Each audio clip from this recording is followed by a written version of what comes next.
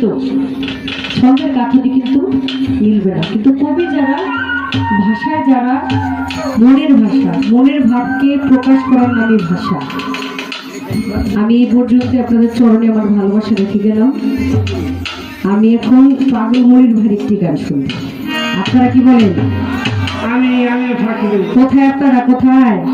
প্রত্যেকের হাত দেখতে চাই, প্রত্যেকের হাত দেখতে চাই। আমার পাগল মনির মানে তোমার পাগল বাচ্চা নাকি ওই প্রতিচ্ছবি একটি গান শুনতে চাই। আমি তো আছি আপনাদের জন্য, আছি। আর এই 3 দিন আমার মনে থাকবে। আজকে 28 তারিখ, 26 27 28 নাকি বেশি করে